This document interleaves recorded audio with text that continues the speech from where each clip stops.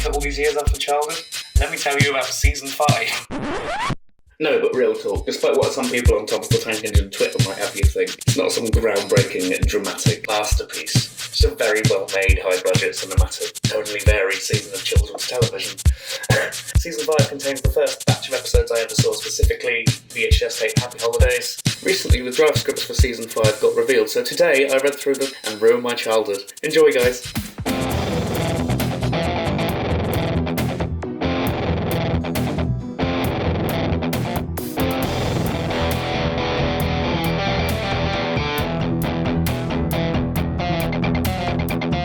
Right dudes, so hello. Today I'm going to be ruining my own fucking childhood. No, but seriously, if the intro is anything to go by, I love Season 5 of Thomas the Tank Engine. This tape, right here, Happy Holidays, first one I ever saw, about the first 6 episodes. So today I'm going to be looking through the original draft scripts that were revealed last week. Shout out to Valesbridge Productions, Wolf Scale Cranky, I'll link the drive. Thanks to them. Right, starting off with, first episode I ever saw, the Fat Controller's Holiday. Alright, what have we here then? Oh, so the grandchildren live in England. Okay, that's consistent with the Railway series, I like that. I have planned to be off rail as much as possible this year.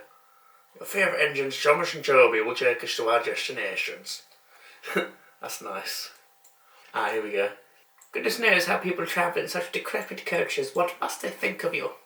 Jesus Christ. That was a bit more in detail, the line. I'll put a clip. Those coaches are old and uncomfortable. Why don't you use them as beach huts instead? Went fishing in a smart boat. Lovely. That wasn't in the episode. On the fairground, Jesus Christ, David. How long are these episodes supposed to be exactly? Because I don't think all of this would fit into the 4.5 minute slot. Oh yeah, Tiger Moth.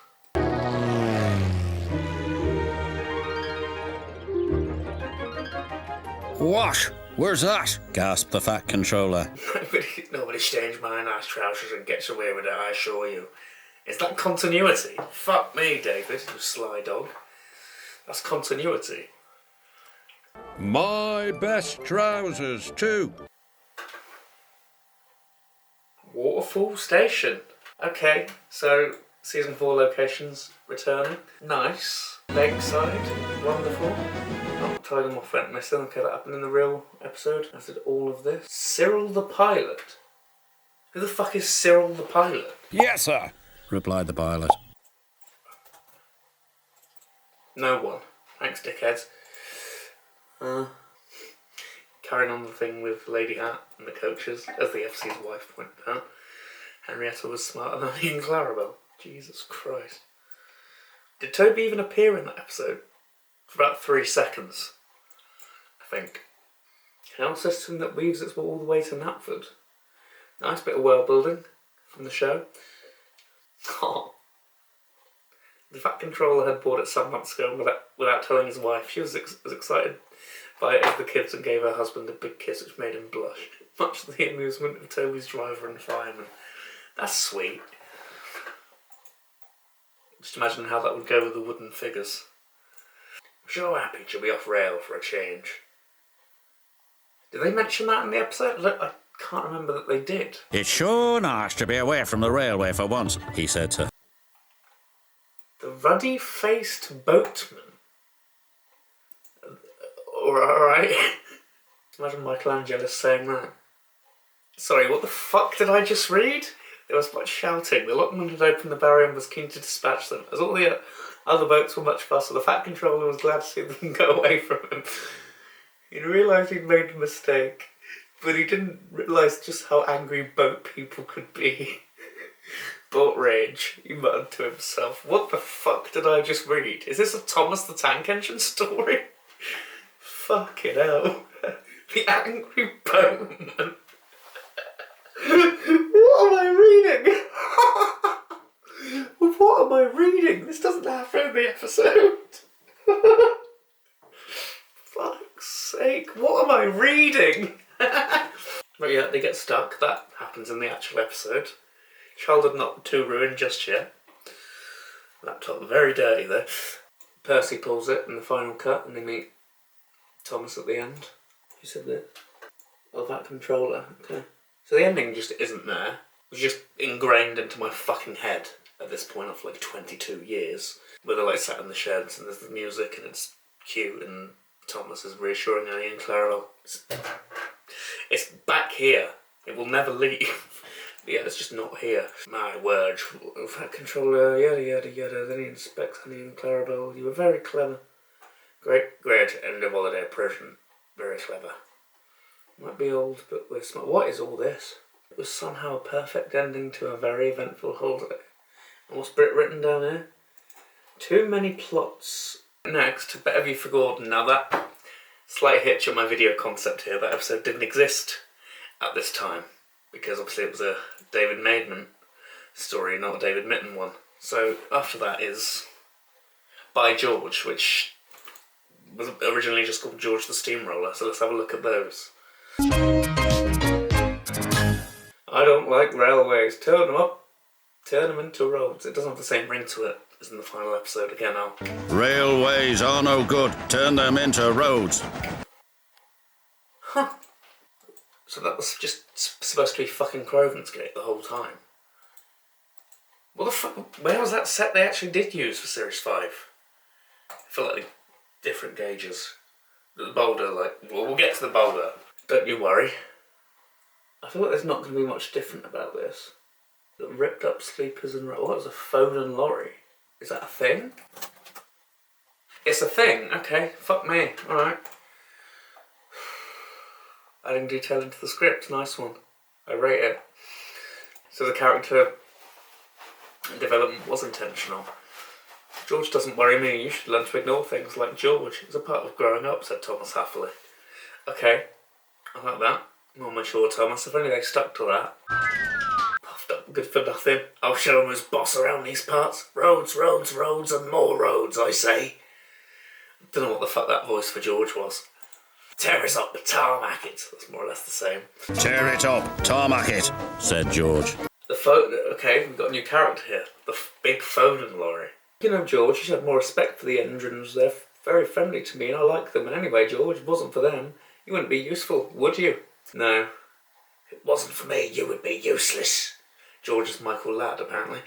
Lads. It's an happy railway that runs without arguments. Fuck me, that's ominous. Jesus, Topham. This is slightly different. So in the final episode, it was Duck who was stuck on the line while Gordon races past.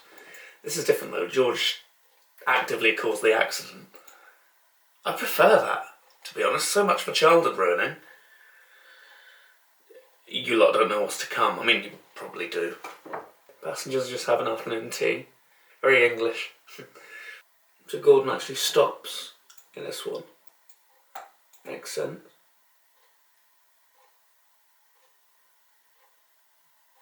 George became a fucking wood saw. That's nice. Try spinning that into something dark. You fucking idiots on the internet.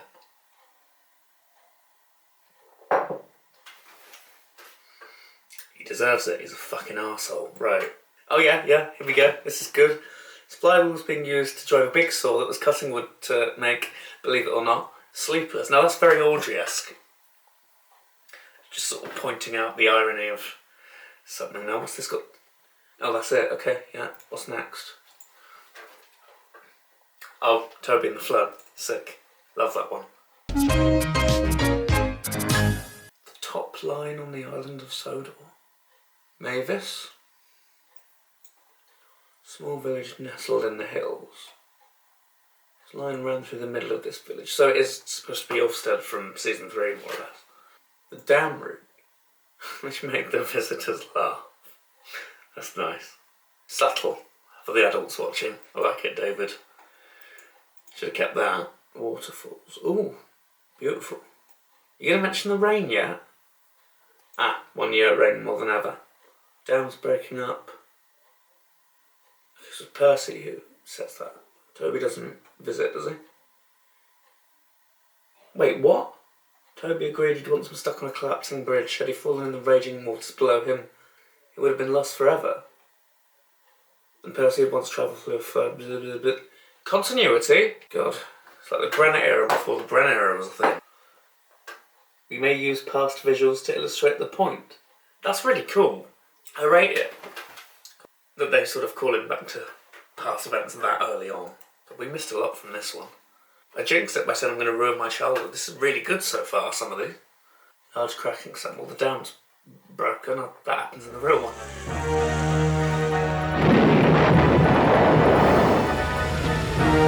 What will become of the villagers? Oh. What the fuck's the field telephone? Bailey Bridge. Thomas wasn't in that episode. Okay, this is different. Go along, old chap. You've been through worse. That's sweet. More engine to driver interactions in this new fucking series, please, Mattel. And the waterfall. Toby goes over that, he's done for. That stays. If we go over that waterfall, we're doomed. Logs and village debris were smashed to pieces. Wow, that's dark. This is actually quite good. No more damn roots for you, Toby. I know how difficult and dangerous it has been for Toby's take this system. I'm sure that we will build a cable car system. Toby will be in charge of bringing visitors from Tidmouth to the village to use it. Fuck me, more world building. Magic Railroad, what did you do to us? Could have had so much more. So much more! Terrible movie. Anyway, Oliver's Find, which in this draft is called Lost and Found. I'm glad we found you, Oliver, said the Fat Controller to him one day. Without you, we'd be lost. More continuity, I rate that. When I wanted to find dockside buildings so the passengers can have somewhere nice to sit and wait for their ships. It's important that our customers are well looked after. God, even the Fat Controller refers to passengers as customers. Really rubs me the wrong way. Regent's heard everything but said nothing.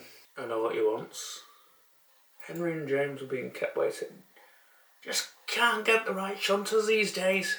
Despicable and a waste of valuable time. These trucks, Phil, replied Oliver. He was angry. How could I build this key with flour, eh, Henry? That's fun. That's really fun. Very old station. This is very descriptive. Old man estate. Oh, okay. Supposed to have a name. I don't know what's becoming of my railway. Fucking hell. Fat Controller, evil businessman. Is it? Elsbridge and Droyle. Okay. Have a name to a place. Always good. We found a splendid building. My railway will buy it and take it apart. Name it Oliver House. That's different. I wonder what it would have been like. Lost or found, Oliver, you'll always be a very useful engine. That's sweet. And then the previous line is just the actual final line of the episode. Sighed Oliver happily. Getting lost can be interesting, but being found is much nicer. Especially when it makes an engine feel really useful. What is next? Make someone happy. We're on the last one, at least from this tape. My childhood hasn't actually been that ruined so far. If anything, I'm really enjoying it, but let's not be too hasty. Anyway, this one's called Mrs. Kindly's Day Out. Doc and Oliver's turned to Bluebell Valley.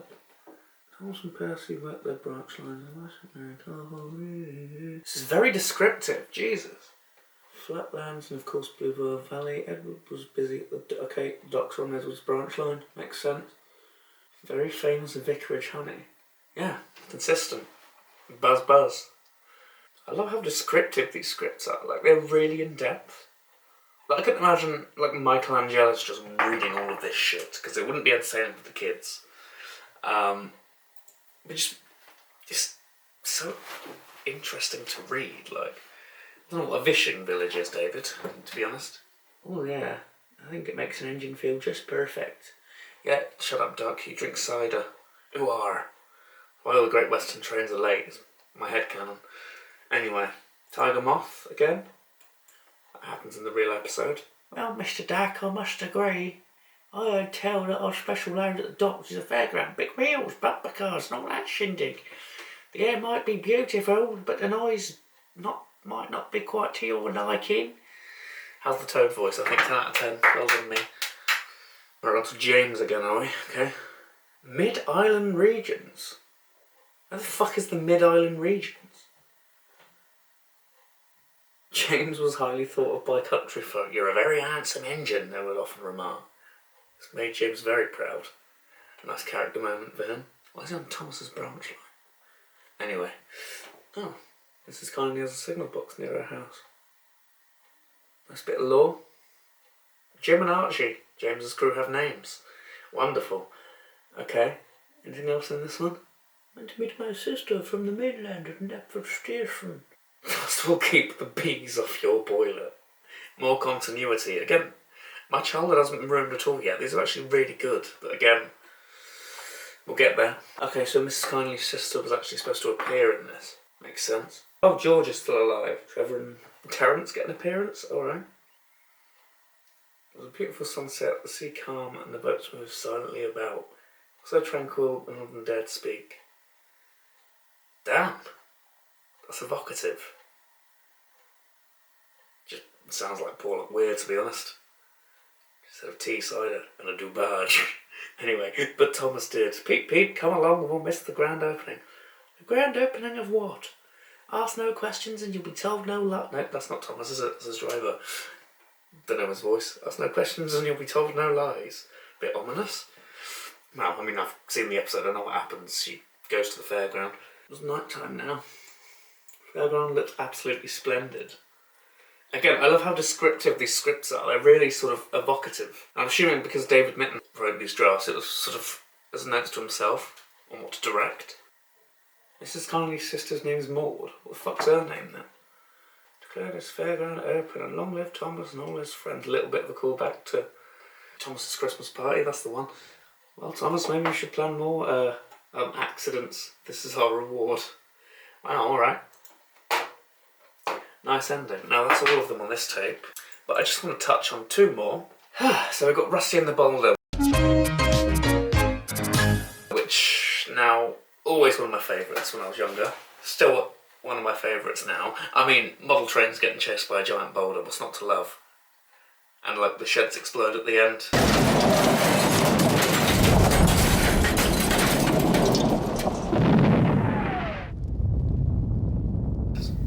Awesome.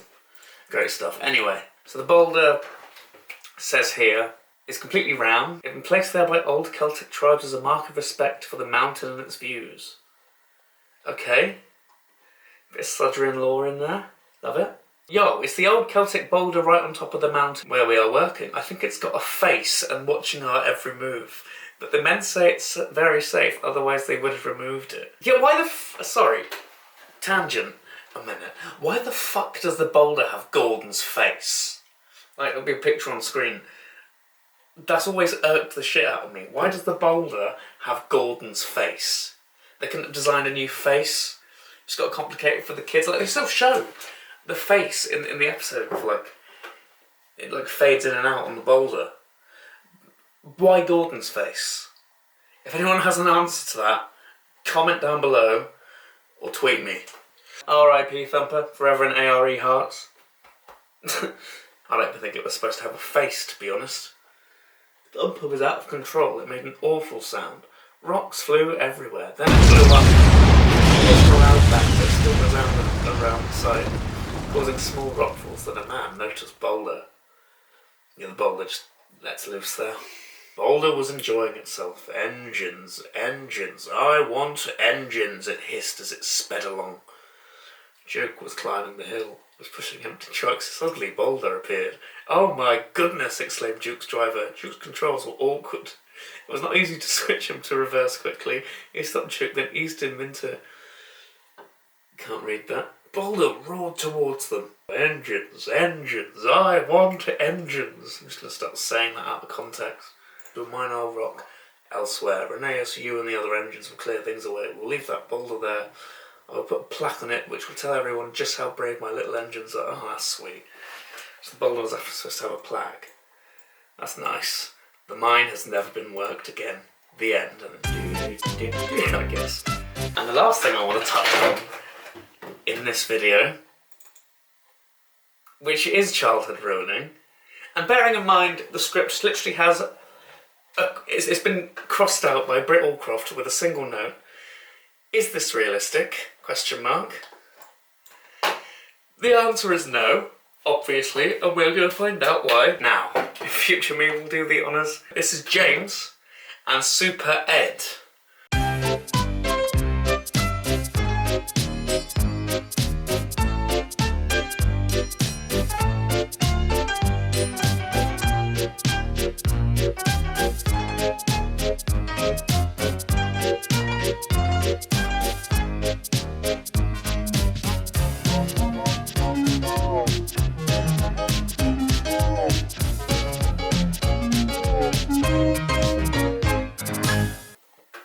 I need to get this out of my system. I'm being real. The Happy Holiday structure thing, that was just a cover. I need to talk about this shit. James and Super Ed. Right. Okay. Let's just waffle about James. You are simply the best engine, James. Always smart and clean. Always on time. In fact, the most reliable engine we know. Well, that's just going to go to his head. If we know James, he's an arsehole. I'm going to go right up here. Come on, old boy. It'll soon be done. You'll see. Although James loved the Fat Controller's praise, he still hated the task ahead. I'm reading way ahead now. Okay, so he just gets covered in coal. An engine's job is never done, and be grateful for that, his fireman said. Bitterly. Ooh, okay. Dirtier and dirtier, which made him more and more impatient. Come on, he yelled angrily. I've got much more important things to you than watching trucks being unloaded. The trucks were having none of it. They knew James's outburst. You're just like a big red pimple, and we don't all know what to do with red pimples, don't we? Pop 'em! All the trucks laughed. I love that. That's iconic dialogue. We need that in another episode, just not this. I'll find out why. Bolts of lightning struck the hostel and made it go out of control. The works snatched at the hoist and lifted the truck at quite a speed. As the front truck was lifted, it dragged the back on with it. As this was snagged onto James, James also felt that he was being lifted as well. It's far too heavy for the winch, which came to a grinding but sudden halt. Right, here we go, bulk of the story.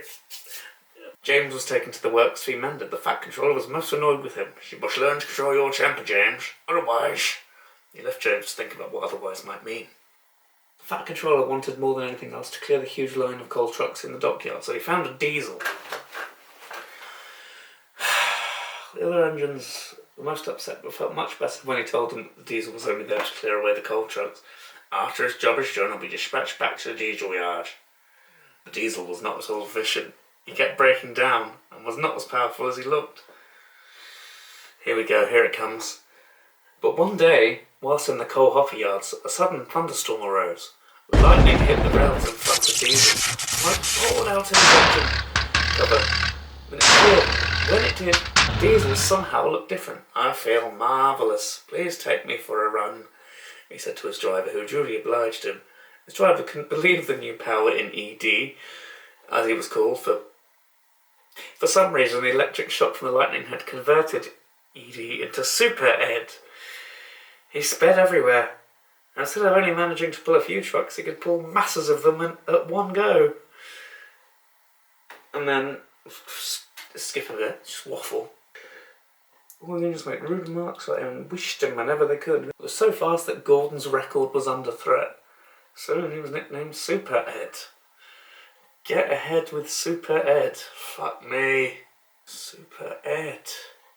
They blamed James for everything, no matter what. When he returned from the works, they wouldn't let him into the shed.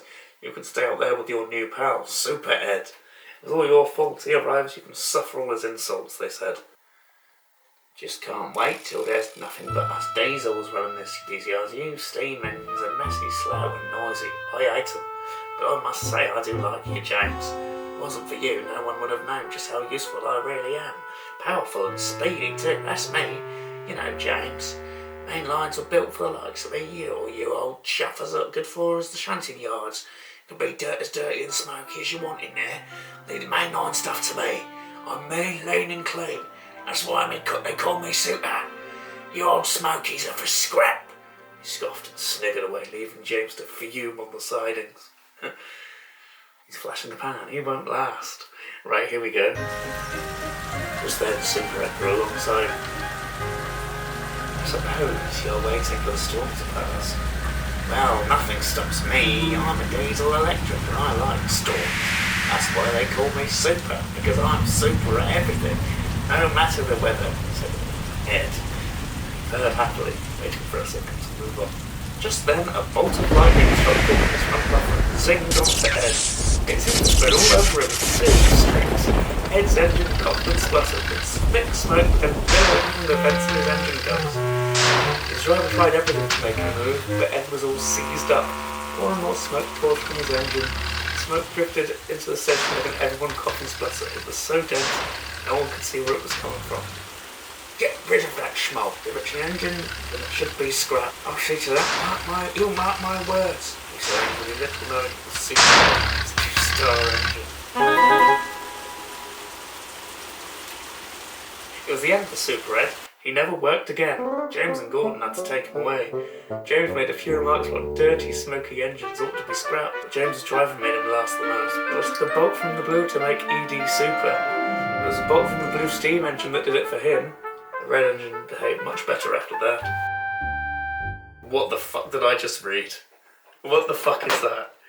Now, would I have loved season 5 so much even to this day if that episode existed as opposed to, like, Better View for Gordon? Like, say for instance on this tape, instead of like after the Fat Controllers holiday we got Better View for Gordon, instead of that we had James and Super Ed. I mean, James was on the cover there, so it would work. Hope you guys enjoyed watching me ruin my childhood with fucking James and Super Ed. Also the other scripts which were actually quite good. And comment down below if you want me to watch All Engines Go when this new series is revealed in any way, shape or form, because I need to catch up. I'm one of those people, but I'm not going to watch that shit just in my own time. I have to do it for a video, because fuck that shit. Hey, Thomas. James and Super Ed. What the fuck did I just read? What a script. David Mitten, I love your work, but... oh, well. See you next week, dudes. Peace and love.